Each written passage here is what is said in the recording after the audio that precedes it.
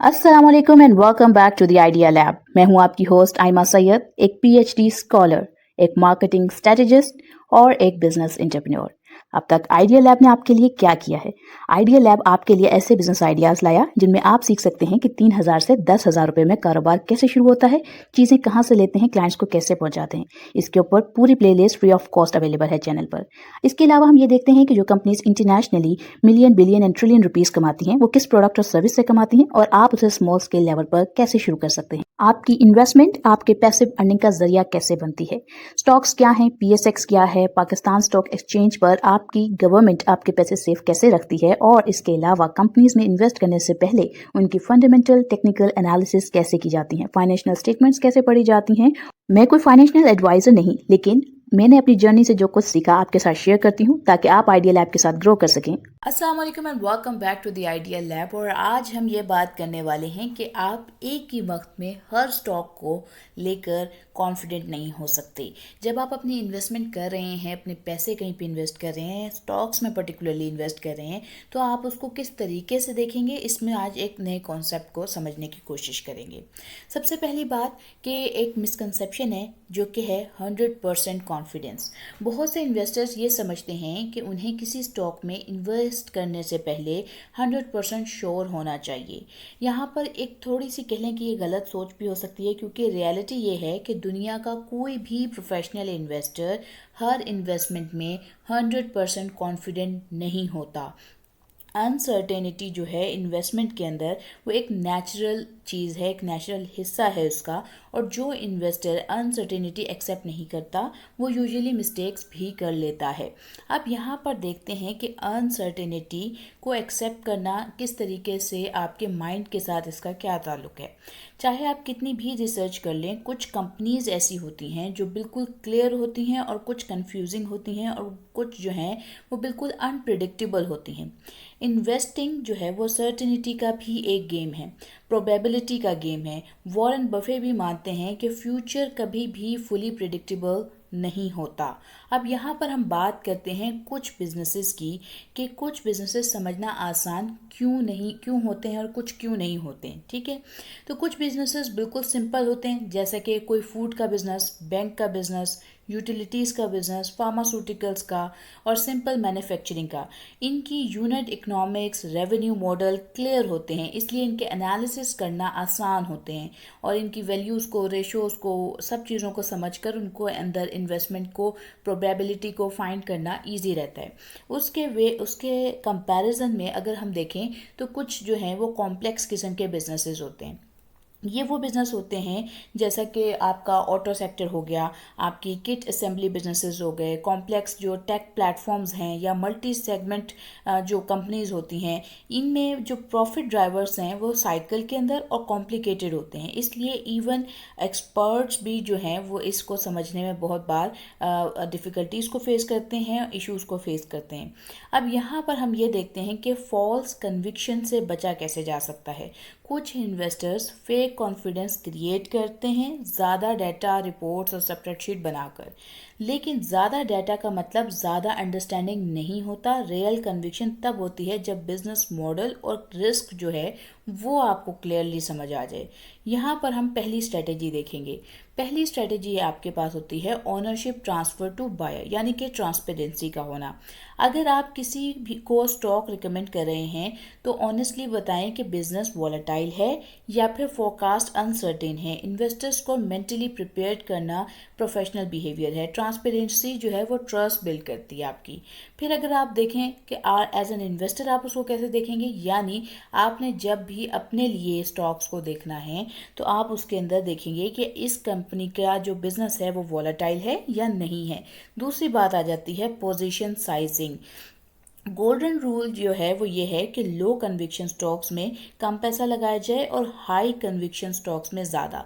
मतलब ये कि अनसर्टेन स्टॉक्स जो हैं उनको पोर्टफोलियो का सिर्फ 2 से 5% रखा जाए, और जो हाई कन्विक्शन स्टॉक्स हैं उनमें 15 से 20% तक की इन्वेस्टमेंट रखी जाए। फिर आ जाती है स्ट्रेटजी 3, जिसे हम कहते हैं सेंसिटिविटी एनालिसिस। यहाँ पर आप जो है वो, अगर आप एज्यूम करते हैं कि कंपनी 25% ग्रो करेगी, तो ये भी चेक करें कि अगर ग्रोथ सिर्फ 20% या 15% है तो क्या होगा। अगर स्टॉक स्टिल अंडर वैल्यूड रहता है तो मार्जिन ऑफ सेफ्टी स्ट्रॉन्ग है या नहीं है। अगर थोड़ी सी ग्रोथ कम हुई तो अपसाइड जो है वो आपको किस तरीके का रिस्क दे सकता है, आपको प्रॉफिट होगा नहीं होगा, ये सब चीज़ें भी आपको साथ ही एनालाइज करनी पड़ेंगी। फिर आ जाता है एक एनालिस्ट का पर्सपेक्टिव।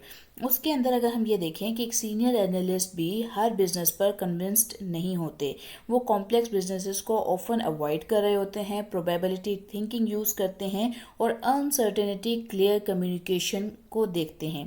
प्रोफेशनल्स जो हैं वो सर्टेनिटी को प्रिटेंड नहीं करते हैं। अब अगर हम यहाँ पर देखें कि आपके पास अगर कोई स्टॉक जो है स्विंग ट्रेड के हिसाब से हम देखें, या फिर हम कह लें कि जो लोग कुछ वक्त के लिए कुछ स्टॉक्स को होल्ड करते हैं उसकी बात करें, तो स्विंग ट्रेडर्स जो हैं वो शॉर्ट टर्म प्राइस की जो मूवमेंट है उस पर फोकस करते हैं।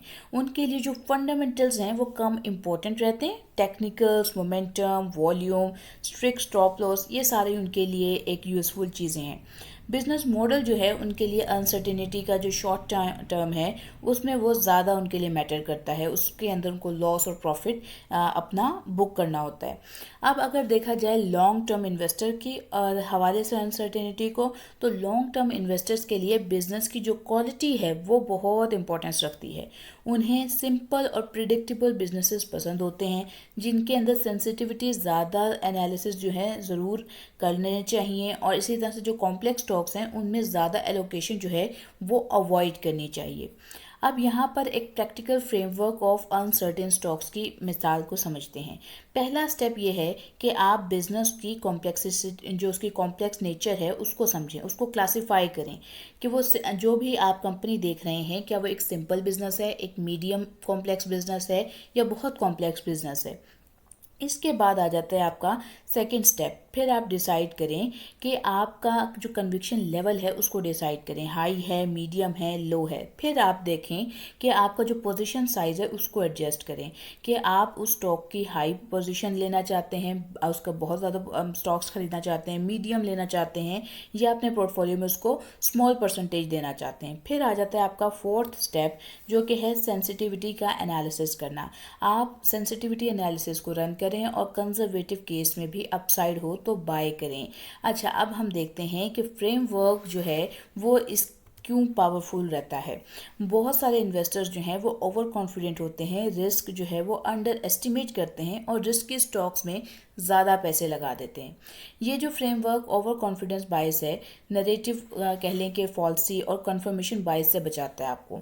अब अगर हम देखें कि प्रैक्टिकल केस स्टडी को देख लें छोटी सी, तो अगर टेक कंपनी की एक्सपेक्टेड ग्रोथ 30% है और कंजर्वेटिव ग्रोथ उसकी 15% है, और अगर स्टॉक सिर्फ 15% ग्रोथ पे है तो अंडर वैल्यूड है, तो बाय किया जा सकता है। अगर सिर्फ 20 से 30% ग्रोथ पे चीप लगता है तो अवॉइड करें।